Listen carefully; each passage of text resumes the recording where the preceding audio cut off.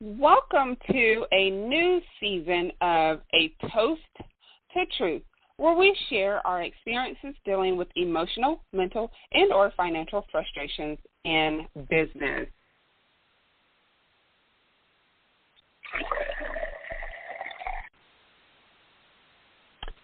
How long has your dream been on hold? This is Season 2, Episode 1, Dreams Deferred.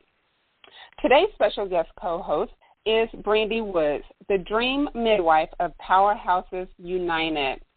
So I want to welcome Brandy as my first guest this season. Welcome to the podcast, Brandy. Oh, I'm so happy to be here. Hello, everyone. Okay, so before we get into today's episode, I always like to share how I actually know the special guest co-host.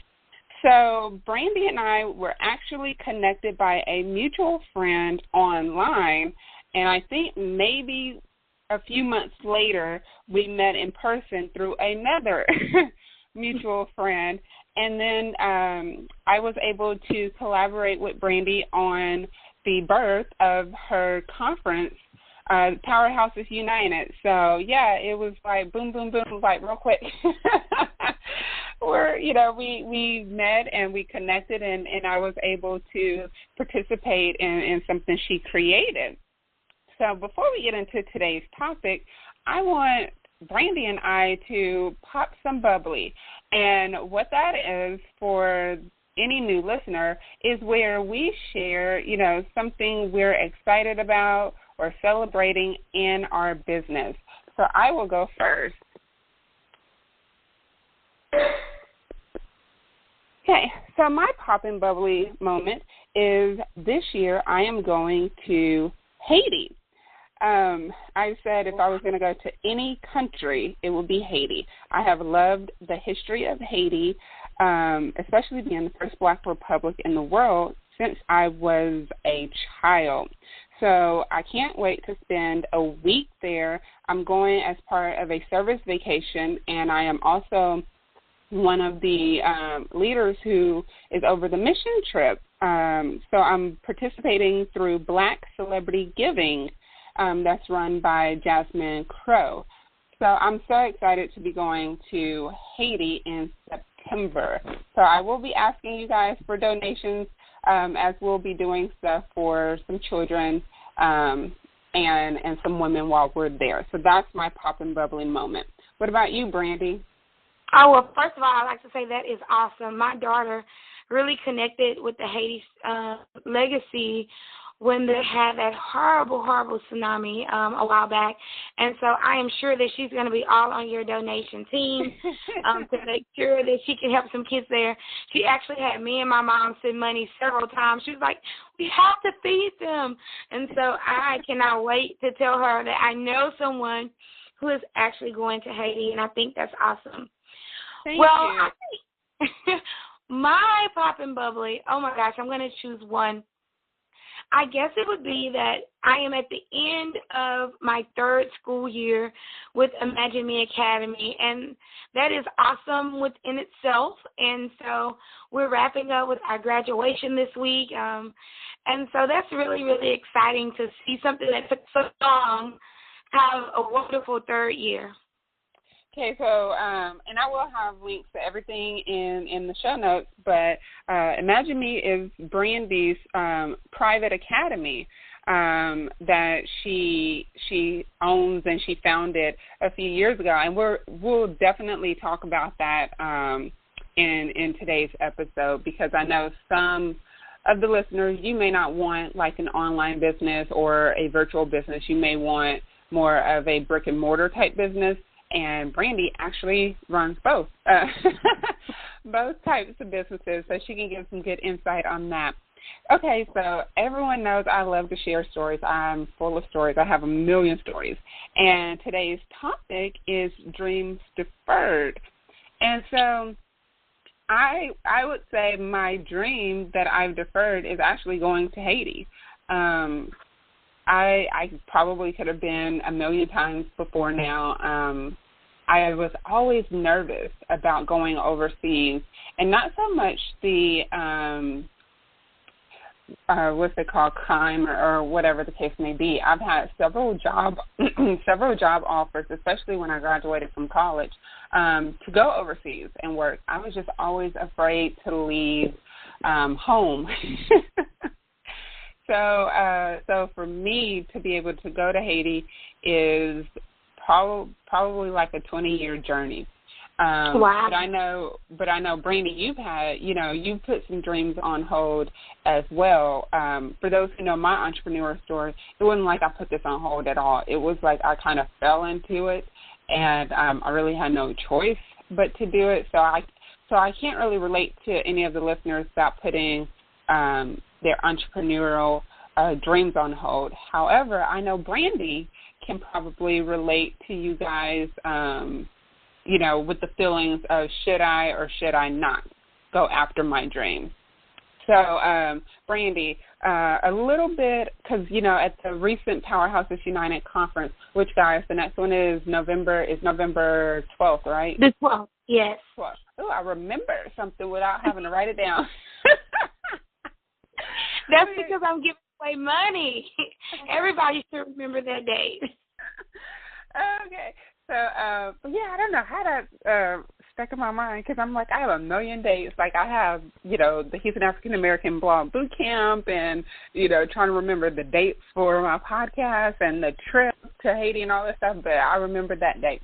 But anyway, so at Powerhouses United Conference this year in April, Brandy shared her 7-year journey. So I want Brandy to kind of briefly share her 7-year journey, because a lot of you may relate to that about putting your dreams on hold, for a length of time.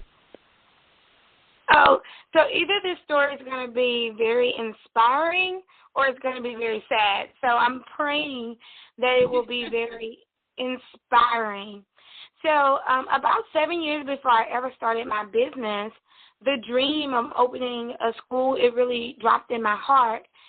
And a part of that dream, Vanetta, was because of my own personal story with my daughter, because she needed a special place, and we could not find that place. And we tried several places.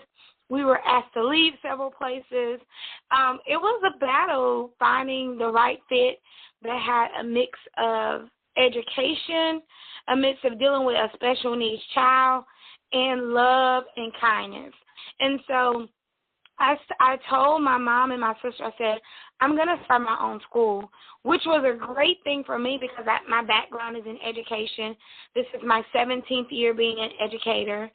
And when you see my bio picture, you're going to be like, oh, she only looks 15. I'm so happy for my great genes.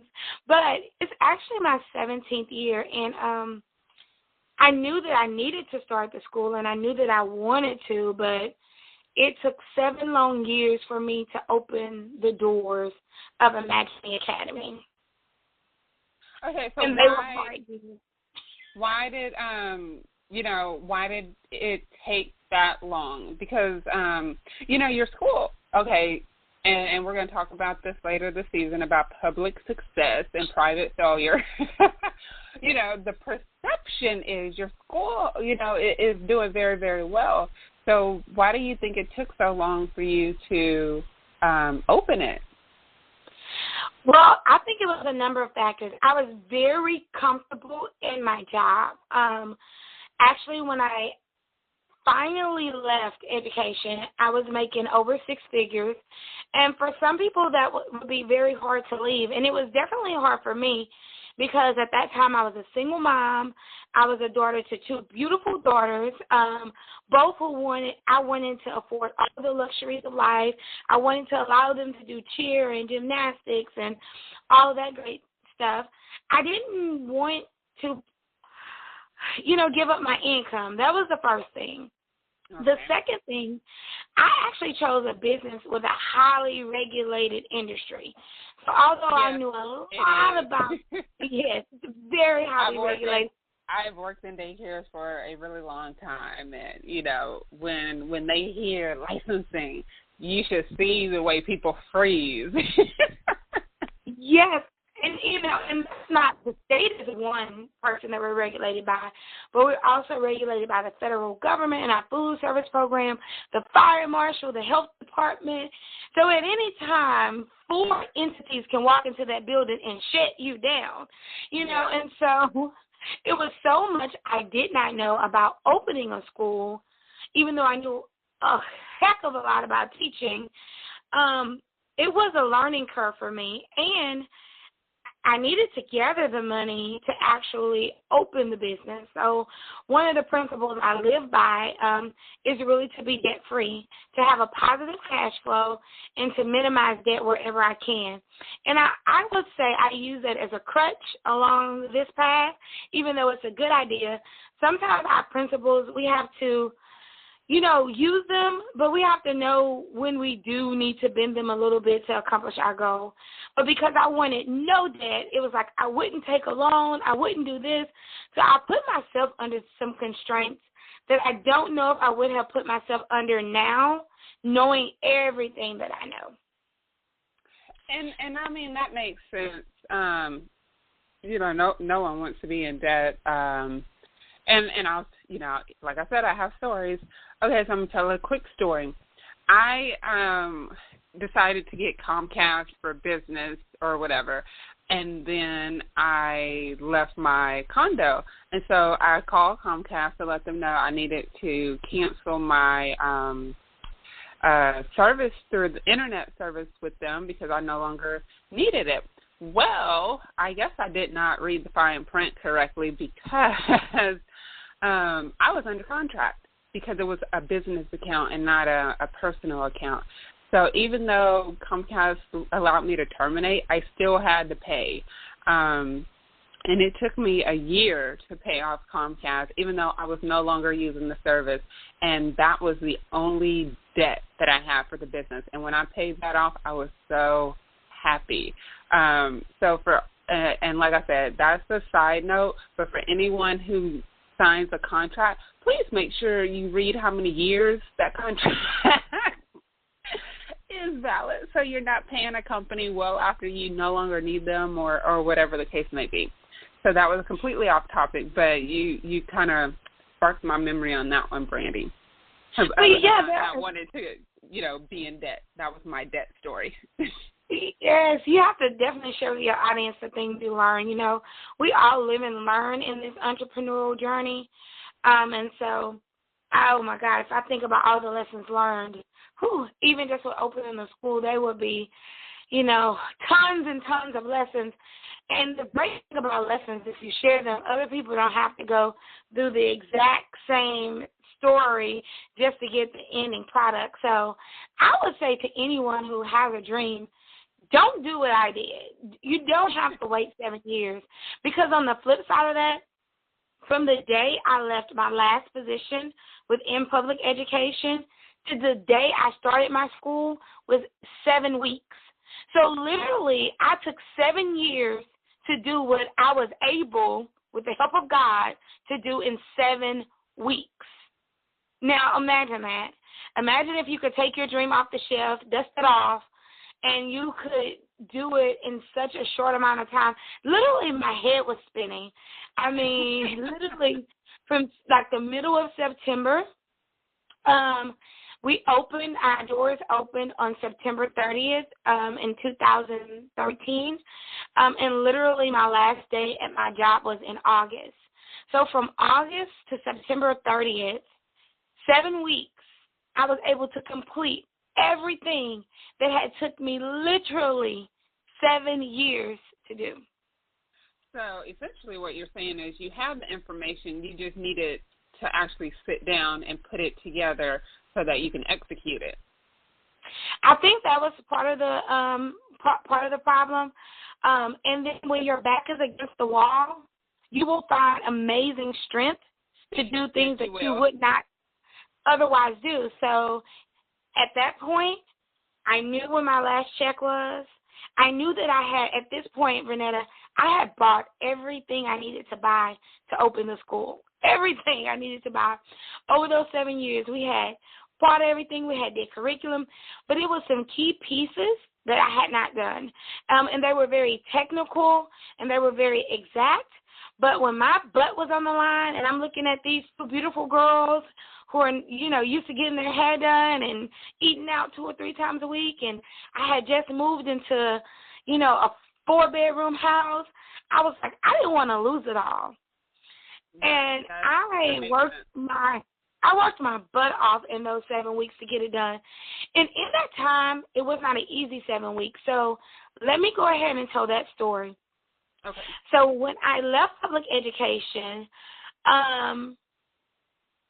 it wasn't quite my decision. I was downsized. I was downsized. So I did get a very small 2-month severance package, and most schools don't even do that, but it was promised at me during the time I left. So, God gave me the little bit of capital I needed, but I didn't know that I was going to be losing my job the day that I walked in. I had no idea that my cush paycheck was going to be leaving. So I allowed myself to cry a day. For those of you who watch Being Mary Jane, that moment where her mom tells her, you need to cry tonight, but in the morning you need to get up. Yeah, that's exactly what I did. That. Yes, for the first 48 hours, I was just like, what am I going to do? And then shortly after that, I'm like, I'm not going to let this dream sit one more day. I'm going to divert all of my attention and all of my resources to opening the school. And 7 weeks later, we were opening that door on September 30th. So, you said a few things that I really want the listeners to get. You really didn't have an option, I would say that, because, something unexpected happened. It wasn't like you saw it coming. It wasn't like you had anybody give you any type of warning, heads up, or anything. And another thing you stated is that, your cushy job was no longer available to you. And, I am not one of those people who advocate for people to work for themselves because, if you're used to a steady paycheck and you don't have one anymore, it's a very hard adjustment to your budget to make sure everything is paid on time.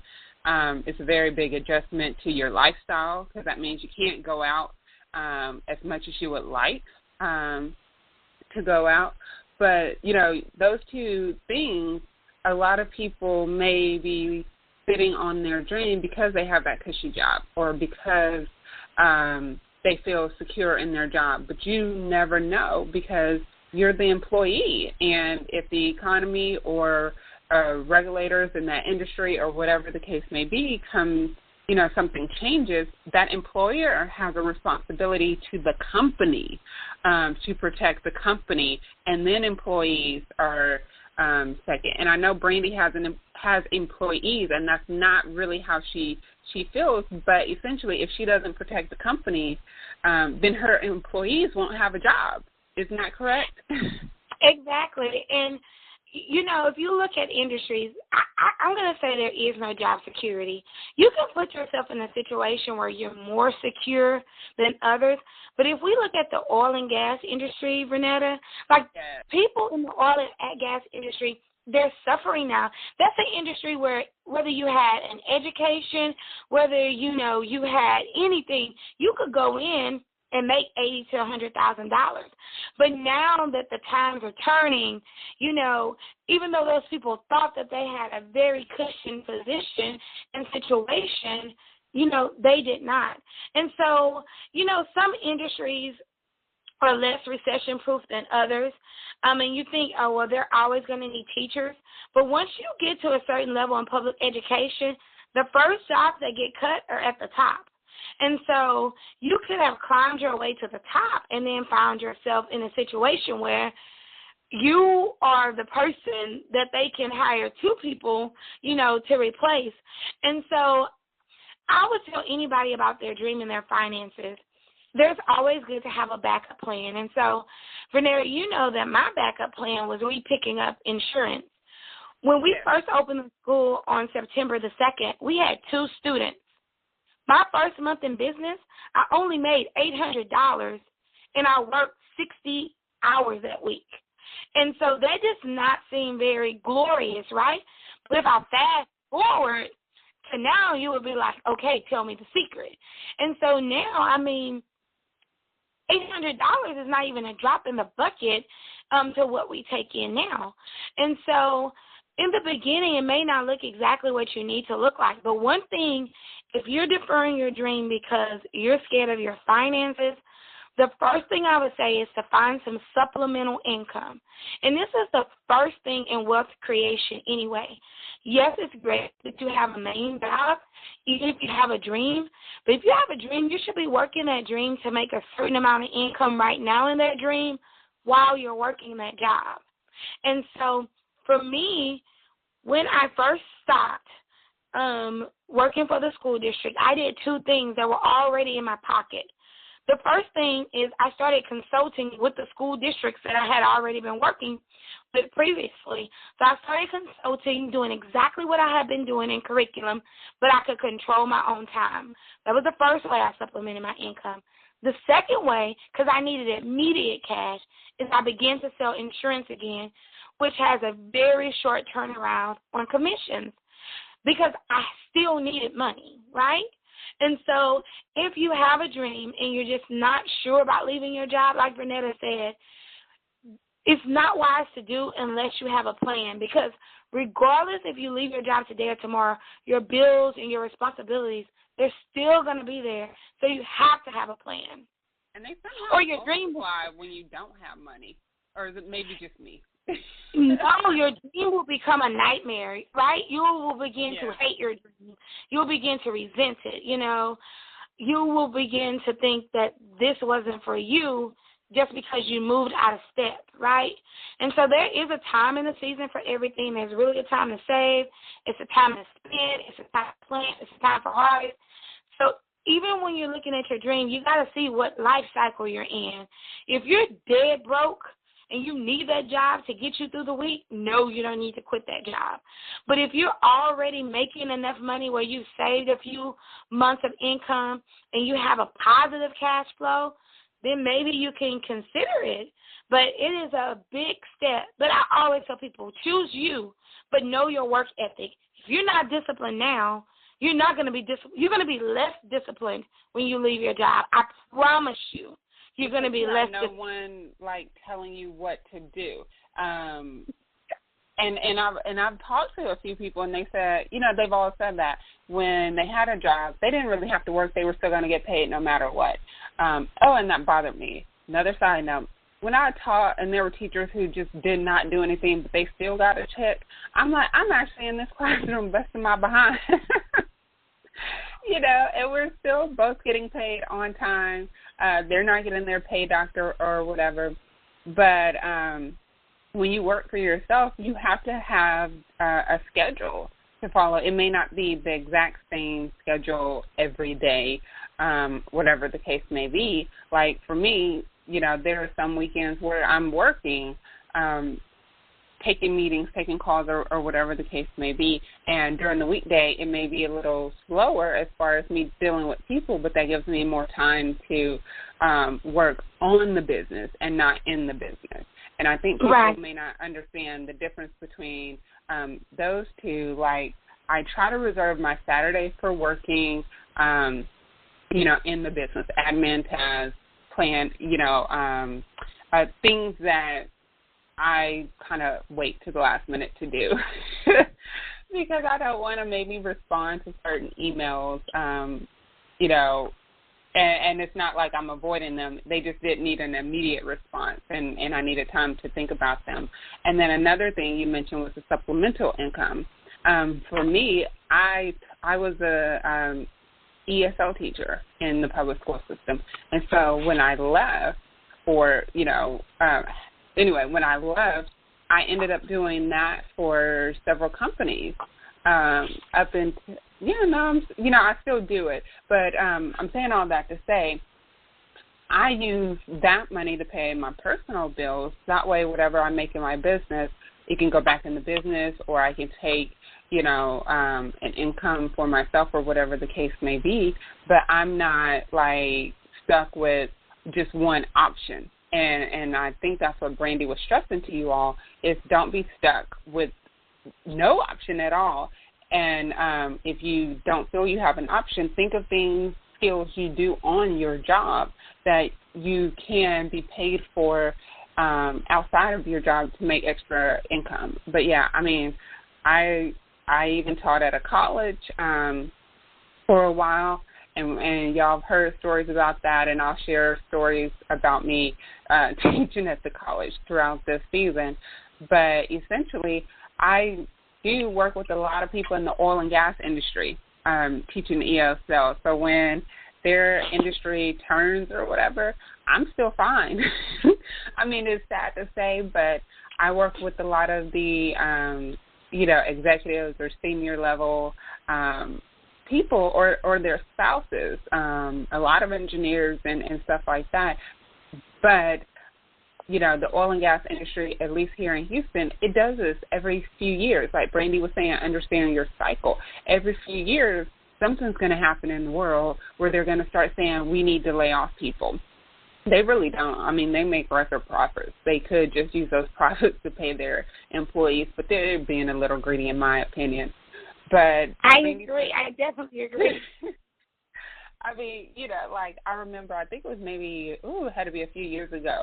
They literally made a record profit, but they were laying off so many people, and I'm like, I don't understand why you can't just use 1% of that profit to pay all these people so that they can keep their jobs. Because I have a lot of relatives back home in East Texas, where I'm from, who are in the oil and gas industry, And so, to me, I think it's just absurd to go after the profit when you can essentially take like a couple of percentage of that profit and keep all your employees and their families don't have to suffer. And then they don't have to blame President Obama. I'm going to just put that out there. And in big companies like that, you have to know that, they're looking for the most productive, streamlined way to run their company. And so a lot of times, unfortunately, that does not have us in mind. 1 or 2% to them could be $2 to $5 million, and they're just not willing to take their risk when, and then sub-companies that work under them. I see all of these pipe yards that blew up around Houston, and they're like ghost cities, right?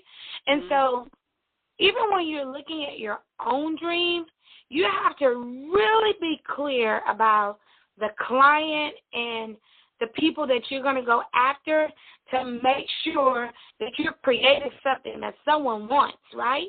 And so, Renetta, when we were going to open the school at first, I don't think we would have been as successful than if we would have waited, because right before we opened our school, one of the largest private daycares in our area, they closed down like 2 months after we opened.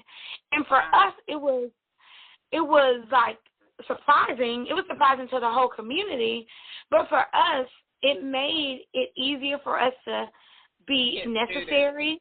Yeah, it made it easier for us to be needed. And then a little over a year after we started, we opened September 30th.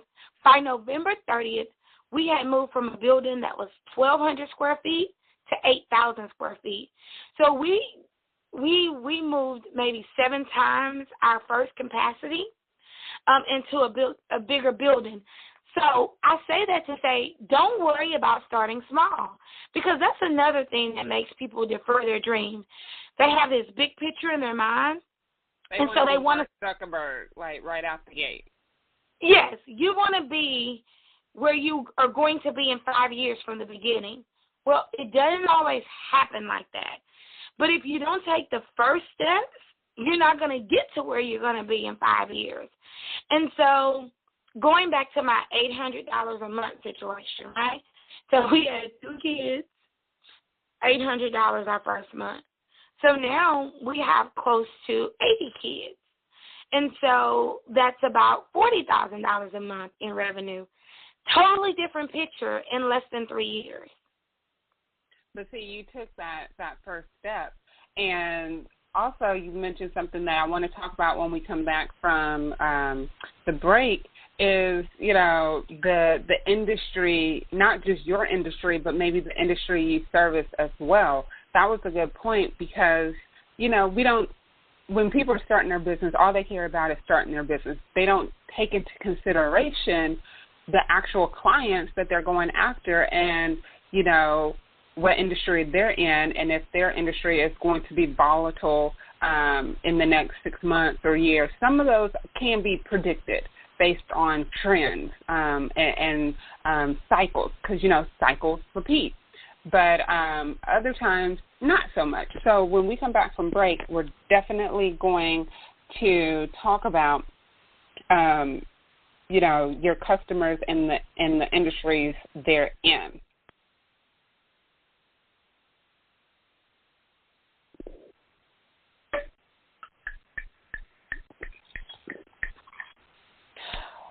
Ready to face the truth in your business? Schedule a Truth Power session.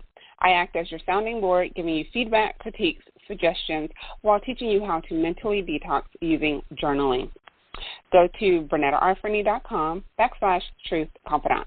And don't forget to pre-order the Truth Confidant Journal. Yes, that is correct. I am publishing my first physical product. So get on the newsletter list so that you can pre-order the Truth Confidant Journal when that list opens.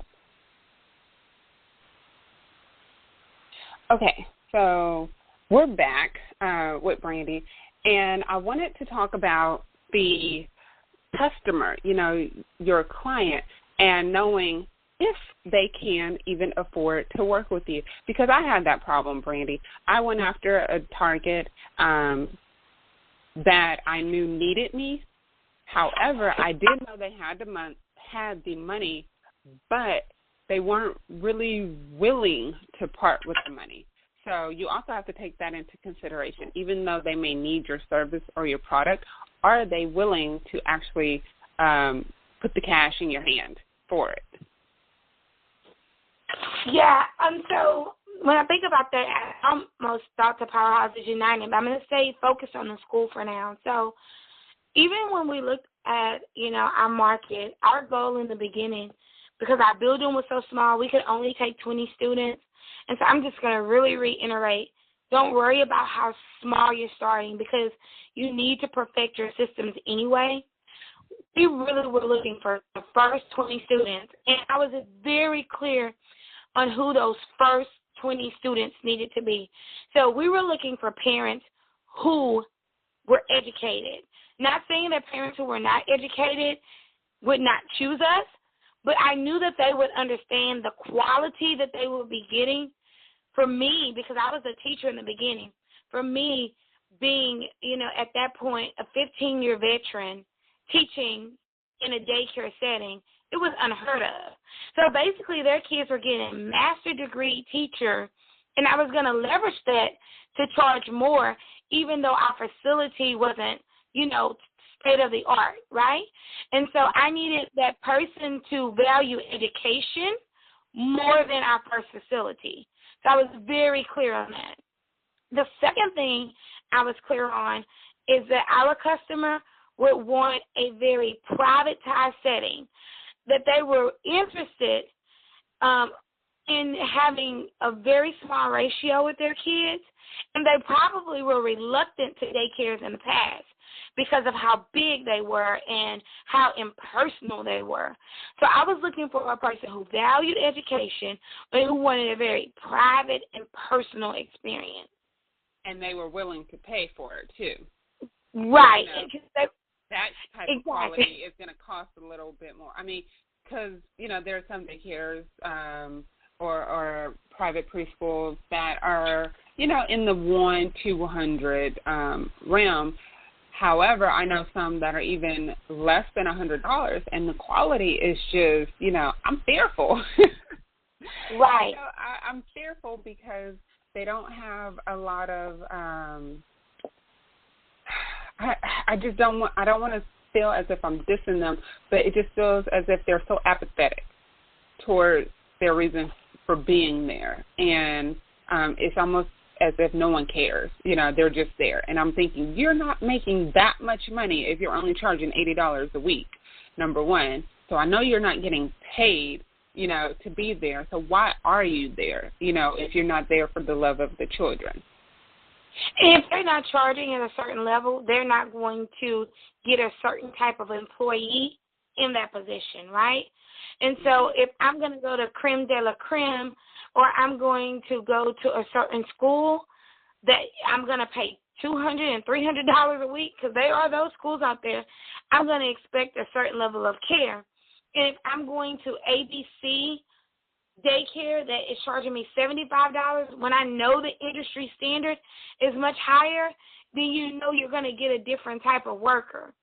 So what I wanted to do for my community was offer this prime service at a reasonable rate. So I'm not the lowest in the community, and I'm under the highest in the community.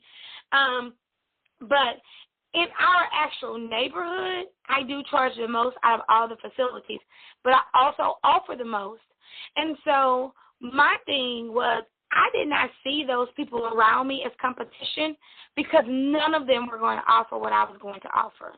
None of them had the level of expertise and care that we had. And then I brought in my mom, because she had an extensive range of working with special needs children.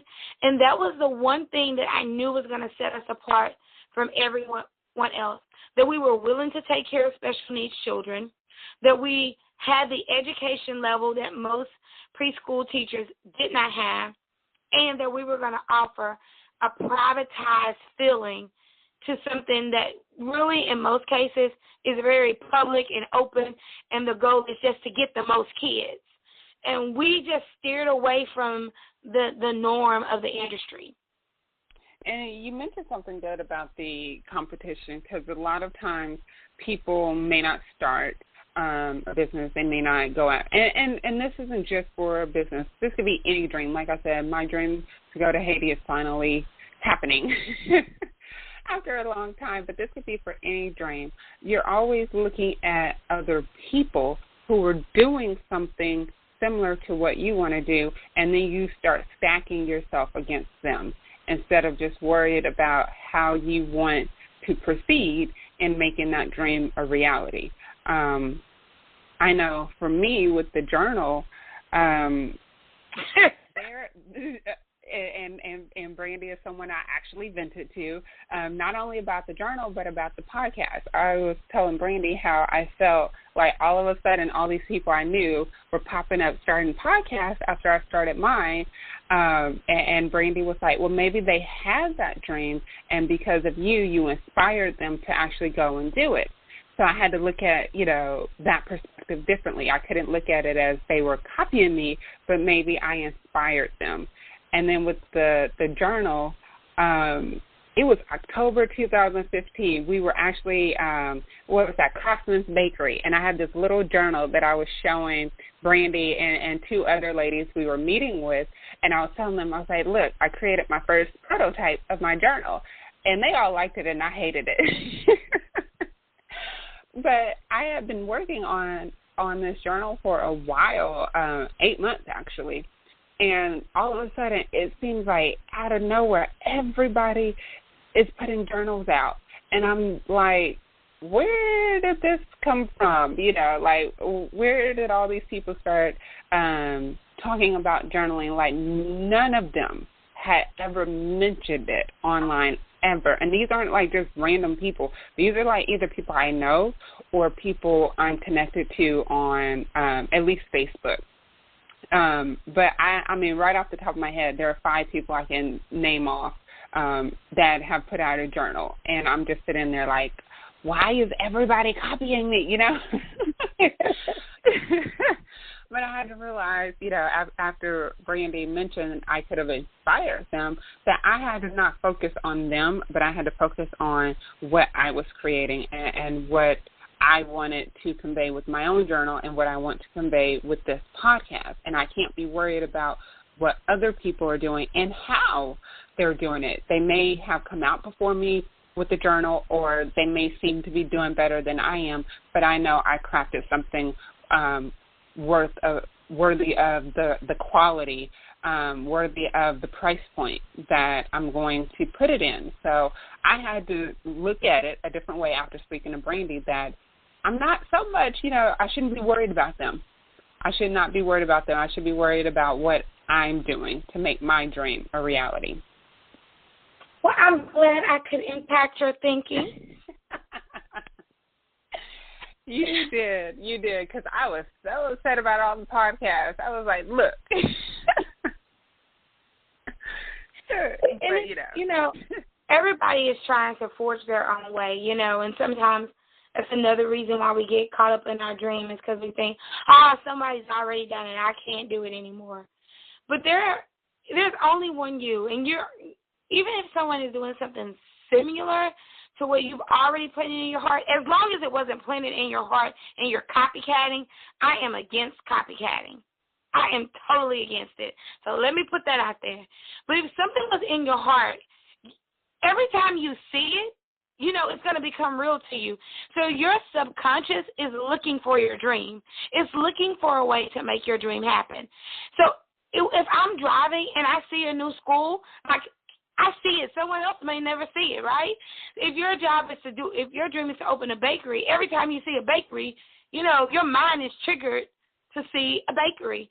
But I'm always looking. Who has something? Who has after-school program? Who has this? Because that's what my mind is triggered, to look for. But I know that no one else can do Imagine Me Academy the way that we do it. No one else does the programming the way that we do it. And so you have to find out, if you're a photographer, what makes you the baddest photographer in the world that I want to come and take pictures with you. If you're a coach and you're reputable and you're going to do what you say, what makes you the coach that I need to come to grow my business? Are you doing what you're telling your clients to do? If, it doesn't matter your dream. If you're a party planner, yes, there are thousands of party planners in Houston, but what is going to make the parties you plan stand apart from all of those other people? You have to find your secret sauce in your industry and really not worry about, oh, my God, somebody else is already doing it. Because really there's nothing new under the sun, right? There's nothing new under the sun. The delivery may be different. The person who's delivering the message or the product may be different. But really nothing is new. And so you have to find a way to revolutionize or to innovate it to be just you. And that's why I call myself, the dream midwife, because outside of the school, and Vernetta can tell you, this is what I love to do. I say Imagine Me Academy feeds my bank account, but Powerhouses United feeds my soul, because I love to see people accomplish their goals and their dreams. I think that's a part of the teacher in me. And so if you have a dream in your heart, you have to sit with that dream and decide what are you going to do to make it happen. And then you also have to ask yourself, if I never do it, what am I going to lose?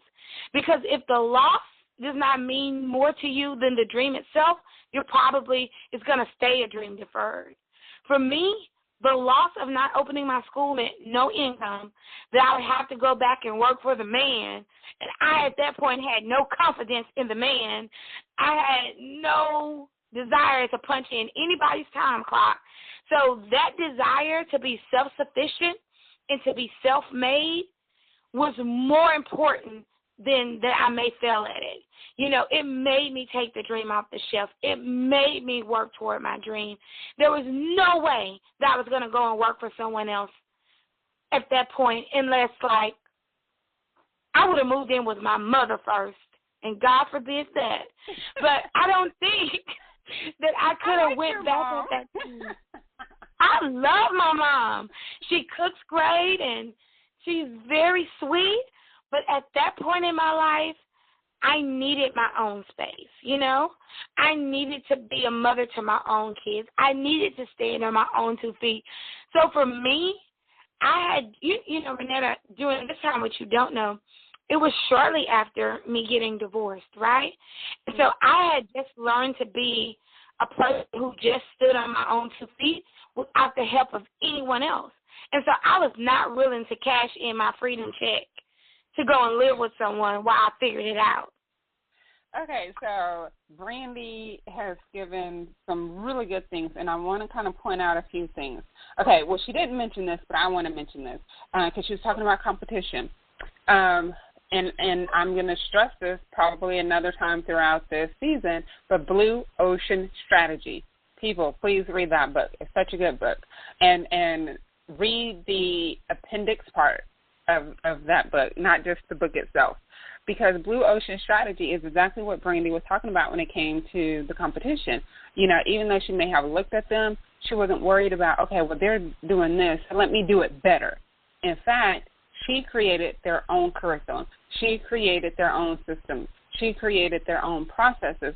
What she did in the daycare industry in her area was created her own Blue Strategy and a Blue Ocean Strategy. And what that means is that she created a way for herself to stand out in the sea of what you can say, oh, they all the same. Because most people think all daycares are the same until you really start going into them and you're looking at, you know, the quality of the teaching. You look at what they're offering the children. You look at their food program. You look at the activities that they offer. So Brandy created a Blue Ocean within her competition, and that's what I want you all to think about. Like when I started this podcast, oh, my God, I got so many people messaging me, emailing me, people I've never even talked to, ask could they be guests on the podcast. And I started laughing because I'm like, obviously they didn't listen because I said every guest was going to be someone I knew personally. You know, and it's not like I'm allowing people to say, oh, can I be on your podcast? No, this is not an interview podcast. This is me and my friends having business conversations where we're sharing our experiences with you guys. So I created that kind of blue ocean within the sea of interview type of business podcast. And I'm also not having a podcast where you're listening for an hour of me home droning steps and lessons you need to learn. I wanted this to be fun and entertaining and educational, and I like to laugh. So I didn't want it to be a stuffy type of podcast. Another thing you said was feed your soul, that, Powerhouses United is your feed your soul project. Now, I'm not saying she's doing it to not make money, but it's one of her ways to kind of free herself and let loose and use maybe skills and talents that she may not be able to use with Imagine Me Academy. That's how I feel about the Houston African American Bloggers Association. I'm able to do things with the association that I'm not able to do in my own personal business. I'm able to work with collaborative teams because I'm a solopreneur in my own personal business. So it's just a different skill set and talent pool that I get to use when I'm with the association. And it also makes me better because I'm able to kind of see things from multiple perspectives because the association has members, the association deals a lot with the public, the association has a lot things going on that are completely opposite and different from what I'm doing personally. And the last thing you said was needed space. I mentioned that in season 1 that I needed space away from family, away from everyone who wanted and needed me to help and do things for them. I needed space to kind of just recenter and refocus and do the things that I needed to do for myself. So I wanted to kind of share that because Brandy gave some really good gems of knowledge in what she was telling you guys. So, I know that was a long educational part of recap, but I really felt that was some good information that I want you guys to kind of walk away from this episode knowing. Yeah, and I think that was great that you took time and recapped it. It actually helped me think about, Powerhouses United because, I think about the work that we do personally. And for me, the work that we do personally should always help someone else. I wouldn't classify myself as a social entrepreneur exactly. However, I'm very in tune with everything that I do is going to have an impact on someone, whether it's the kids I serve, the parents I serve, my own family, or myself. And so in making those decisions in business of when to push and when to pull, I'm always thinking about the greater effect that it will have. And so, again, I'm going to give my top tips for taking your dreams deferred off the shelf, if I can, Ms. Vanetta, because it just goes back to it has to be more important to you. Most of the time, your dream is bigger than you. If your dream is not bigger than you, you may want to reassess where the dream came from. Can I stop you for just a second? Yes.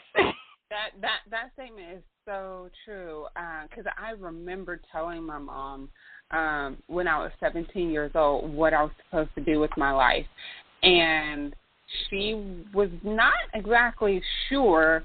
She just kind of looked at me, and it was just so huge that it did scare me, because I know my purpose is to help women, and how I do it, depends on the season that I'm in. I'm going to talk about purpose, this season as well, but let me go on my little rant real quick. Stop letting these people tell you to find your purpose, because essentially what you're doing is just seeking what other people are telling you to do. You have to know who you are. You have to know what you like to do. You have to be comfortable with you. And if you're not, you're never going to know your purpose, because your purpose is not something you can find outside of yourself. Your purpose is within, and if you are not in tune with who you are, your purpose will never be revealed. Okay, so back to the quick story. So when I told my mom that, and I told a few other people, it was so big that they seemed scared of it. And so because they got scared, and here I am a teenager, I got scared. So I never really, pursued it per se. I would do stuff associated with it, but always in a small way. And so when I started Women Are Game Changers, and it grew so quickly, I felt overwhelmed because, like Brandy stated earlier, I had never prepared at the small level stage, to handle something on a much bigger scale. And so that's something I also want you guys to pay attention to. Just because you're doing something small now with your dream, and it may not actually be in your dream, in your mind, you still need to make sure that you're putting things in place, because when it comes, and it can be overwhelming and scary if you have not, prepared yourself mentally for that transition. Okay, I'm sorry. I like my stories. Okay, continue. No, that's absolutely great, because that dream, it has to be bigger than you. So I challenge you to reassess that dream at 17, because sometimes, the Bible says some plant, some water, but God will give the increase. Sometimes he plants a seed in your mind long before it comes into fruition, and everything in your life cycle happens, prepares you for that moment. So I suspect and predict that you will still accomplish what that initial dream was, but you'll be prepared for it when it comes. So don't be scared of the bigness of your dream. Where God gives the vision, he will give the provision. So don't be scared. My second thing is prepare for the dream financially and mentally. Most people think the biggest upset in business is financial, but it's not. To me, the biggest upset you can have in business is mental and emotional. Do you agree, Vanetta? I agree. You can get money in a day. You can ask any stripper. I'm not advocating stripping, but you can get money in a day. You maybe can't get it the way you want to get it, but you can always get money, right? And so money will come, money will go. You will lose it, you will gain it. Sometimes you will have a lot of it. Sometimes you will have a little of it, but it's very temporary. You can have millions of dollars and get really, really sick. I've been the person with a $300,000 medical bill, so I know what it means. That one life event can zap money away. So your business can not only be about money, even though you need to be prepared for the financial part of business, but you also need to be prepared mentally and spiritually and emotionally, saying, I know that this is what I need to do. These are all the bad things that could happen, and this is how I'm going to prepare for them. These are all the good things that could happen, and these are how I'm going to prepare for it. Most people won't go after their dream, and it's connected to something financial. But I'm telling you, the financial piece is smaller than that emotional piece, because when your mind is not right and you're not in a good headspace, you're not going to work, so you're not going to make money. If you get overly frustrated, you're going to sit down on a log, you're going to become catatonic, you're not going to move, and so you need to know. And you're going to cry, or maybe you're that's me. Right? Or, you're going to get mad. You're going to have some emotion. For me, and I get paralyzed. It may be for a day, it may be for a week, and then when I come back to, it's like, oh, my God, I have all these things to do. So I have learned to put systems in place. My calendar reminds me, like, 3 times a day, are you doing what you said you were going to do? I actually have a message that pops up on my phone that says, are you doing what you said you're going to do? And it's just a personal reminder to me, because I know that I have to be my own accountability, because everybody else will tell you you're doing great. They will lie to you, even when they know you're doing bad. They will say, girl, yeah, that's good. And they are just lying to you. You are a hot mess. So you have to have a plan in place for when you get to be a hot mess, right?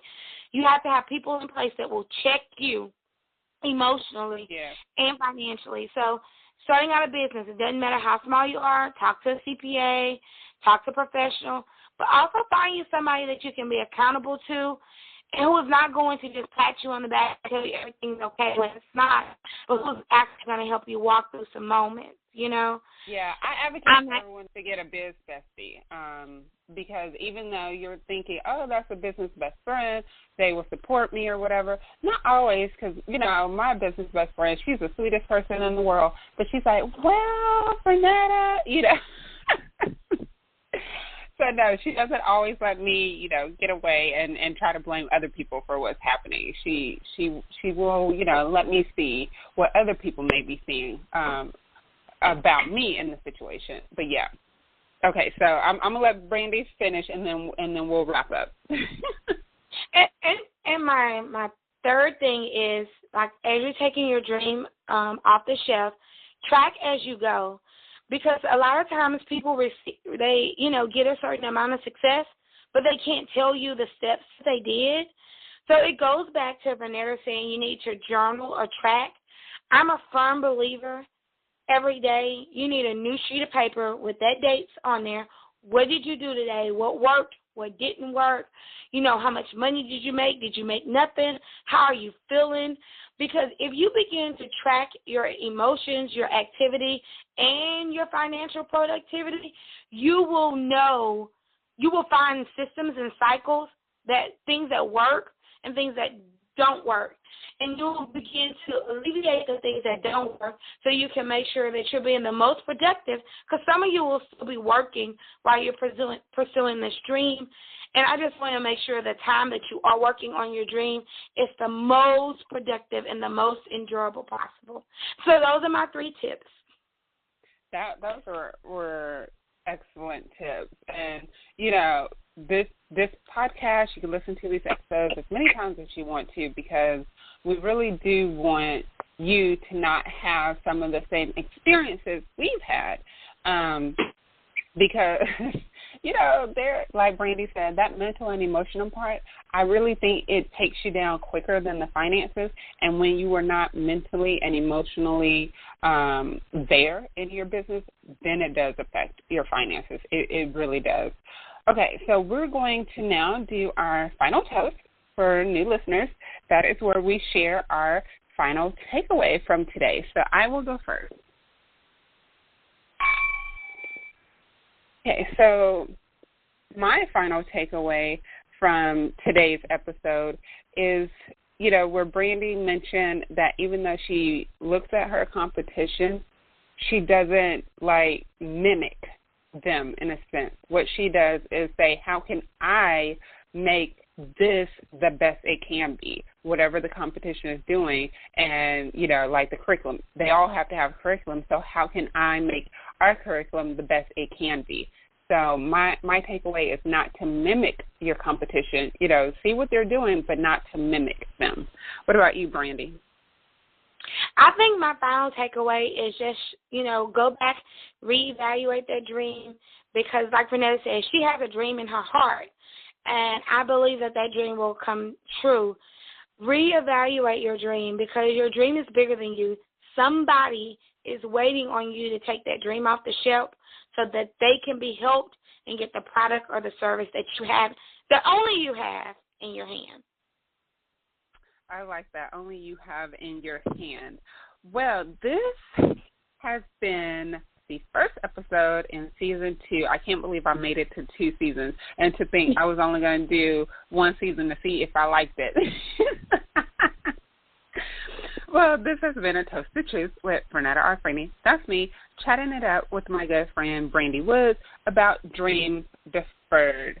Thank you all, and tune in to all the rest of the episodes in this season.